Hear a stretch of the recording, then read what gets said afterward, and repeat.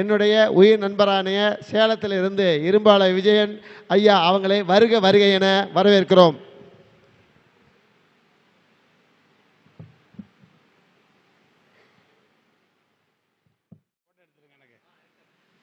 Hello, வணக்கம். அகத்திய ஜோதிட வித்யாலயா அறக்கட்டளை கருத்தரங்கம் வழங்கும் 23வது கருத்தரங்கம் ரொம்ப சீர சிறப்பாக நடைபெற்று கொண்டு இருக்கிறது. அந்த கருத்தரங்கத்தில் என்னை சுகர்நாடியில் பேச அழைத்த என் அருமை நண்பர் ரவி ஜெயக்குமாரி அவர்களுக்கும், மேடையில் அமர்ந்திருக்கும் ஜோதிட நண்பர்களுக்கும், பார்த்து கொண்டுள்ள ஜோதிட நண்பர் அனைவருக்கும் என்னுடைய வணக்கம். நான் சுகர்நாடிங்கிற ஒரு முறையில் தான் ஜோதிடம் சொல்லிகிட்டே இருக்கிறேன், கற்றுக் கொடுத்துக்கிட்டு இருக்கிறோம். இது என்ன ஒரு சுகர்நாடினா ஒரு வித்தியாசமான முறை தான். அந்த சுகர்நாடியில் நாங்கள் எதையும் ஒரு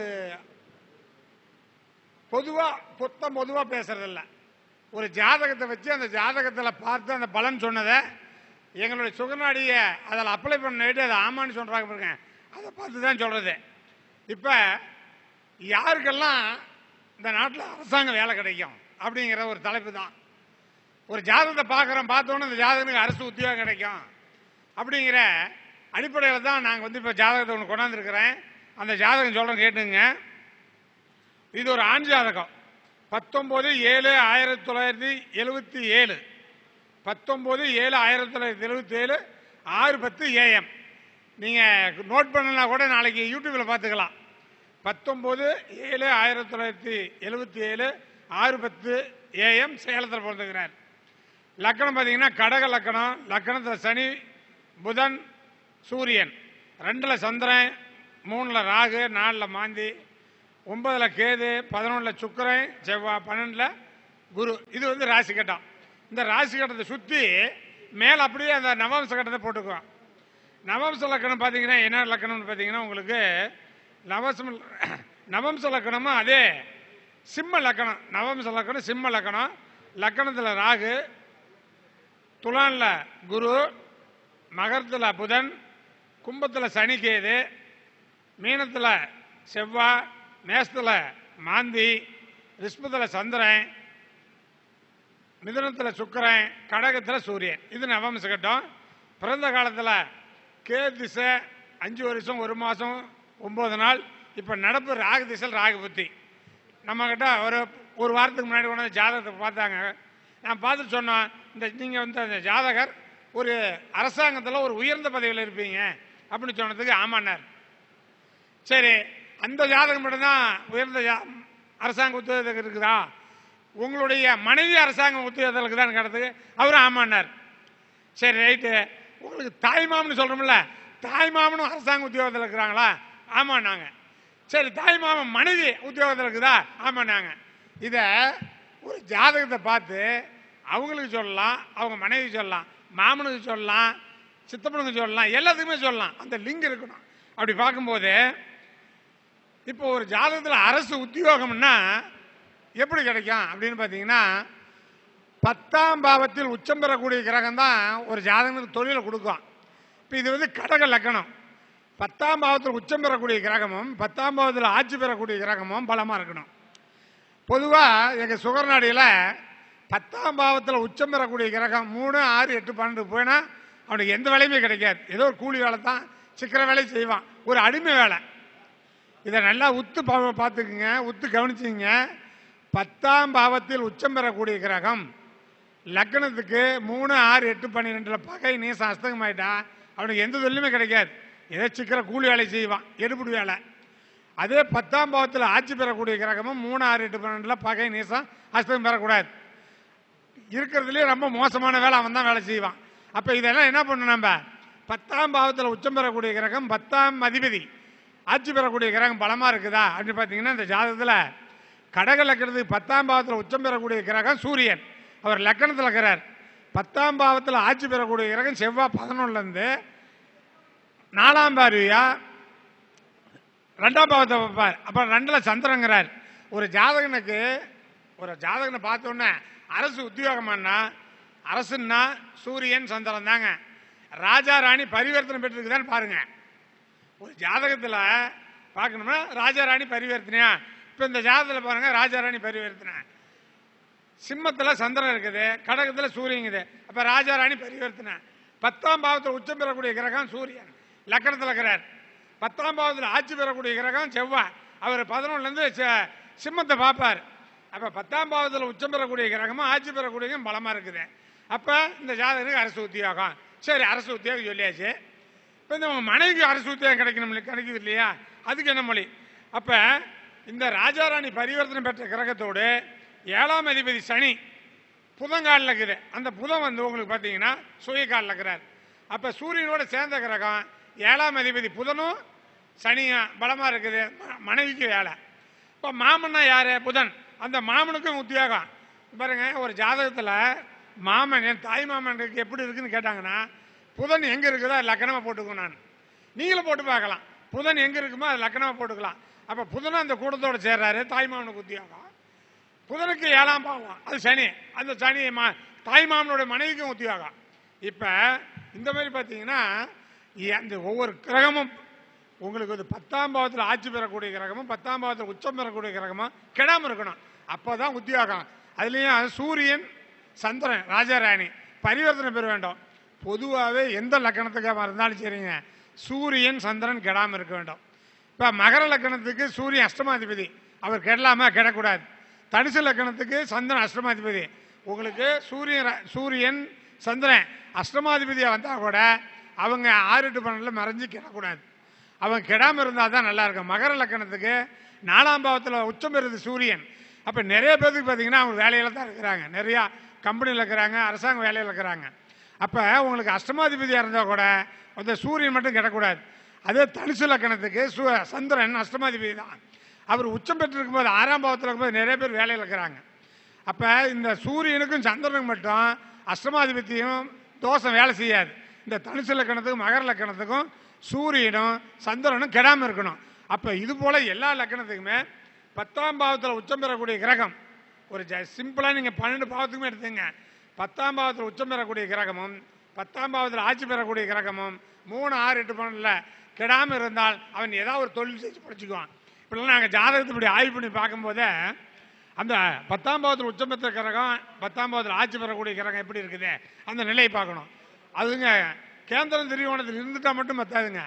இப்போ 10ஆம் பாவத்தில் உச்சம் பெறக்கூடிய கிரகம் எங்கே கேந்திரம் திரிகோணத்தில் இருந்தாலும் அவர் நின்ற நட்சத்திராதிபதி கிடக்கூடாது. அவர் நின்ற நட்சத்திராதிபதி 6 8 12 போய் பகை நீசம் அஸ்தகம் பெற்றாலும் அந்த ஜாதகம் பலன் வேலை செய்யாது.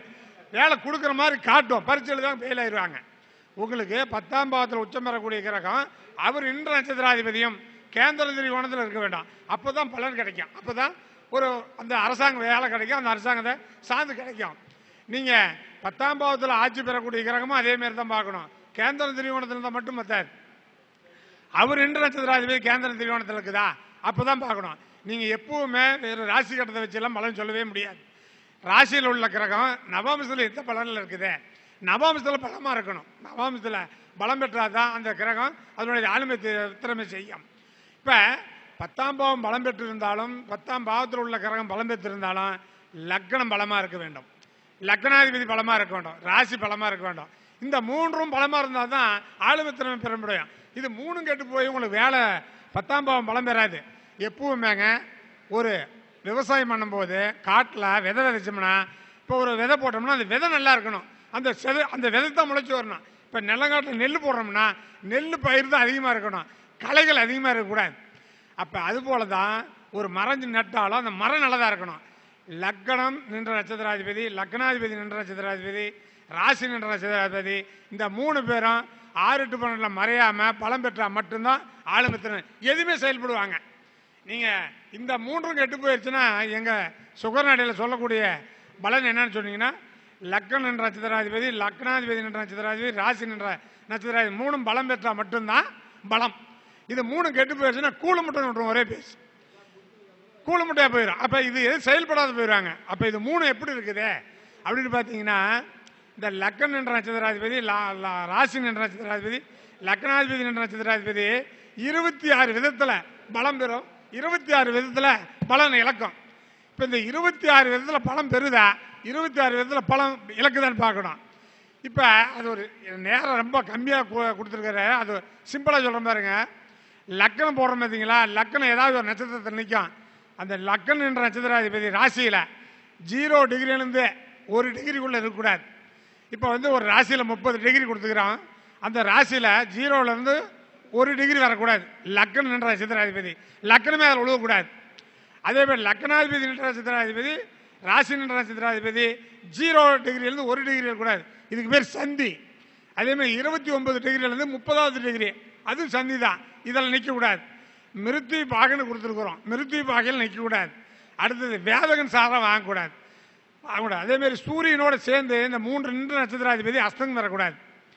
இந்த 3 நின்ற நட்சத்திராதிபதிகள் வந்து 3, 6, 8, 12 பகை நீசம் அஸ்தங்கம் பெறக்கூடாது.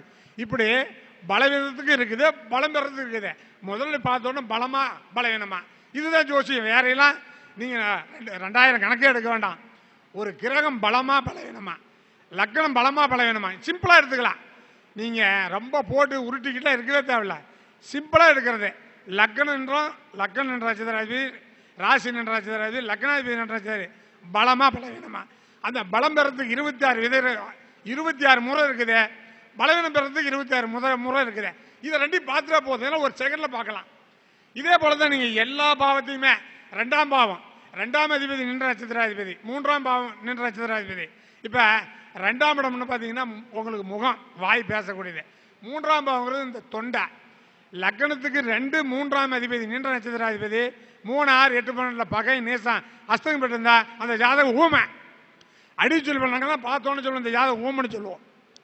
அதே 3ஆம் அதிபதி தனிப்பட்ட முறையில் லக்கணம் 2ஆம் அதிபதி 3ஆம் அதிபதி சேராமல் 3ஆம் அதிபதி நின்ற நட்சத்திராதிபதி 3, 6, 8, 12 பகை நீசம் அஸ்தங்கம் பெற்றிருந்தா இந்த ஜாதகனுக்கு வீரியத்தன்மை கம்மி.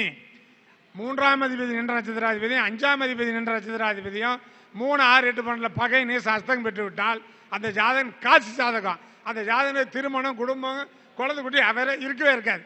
நீங்கள் எதை செஞ்சாலும் ஆகவே ஆகாது.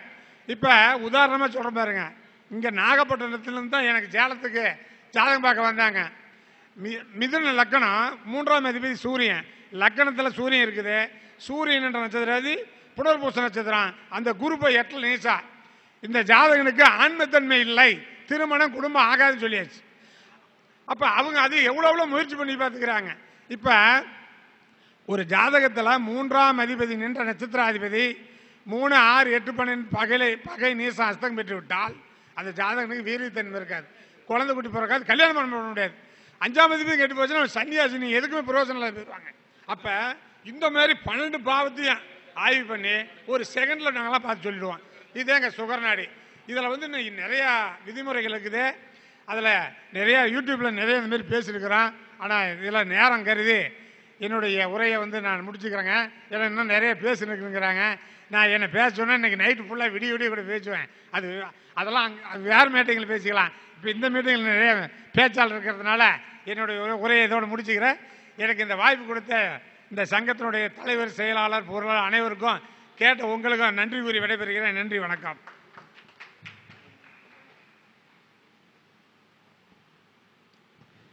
இரும்பு ஆலையிலிருந்து, அதாவது சேலம் இரும்பு ஆலையிலிருந்து வந்து விஜய் ஐயா அதிரடி முழக்கமாக ஜோதிட கருத்துக்களை பதிவு பண்ணியிருக்காங்க. அவருக்கு பொன்னாயை போர்த்தும் விதமாக சிறப்பு செய்ய, அதாவது சிவவெடிவேலு ஐயா அவங்க ஒரு ஹெட் மாஸ்டரு, அவங்க வந்து சிறப்பிக்க வந்திருக்காங்க. அவங்க ராதாகிருஷ்ணன் ஐயாவுடைய ஃப்ரெண்டு. அவங்க அடிப்படையில் பொன்னாடை போத்த சிறப்பு செய்ய வருக வருக என வரவேற்கிறோம்.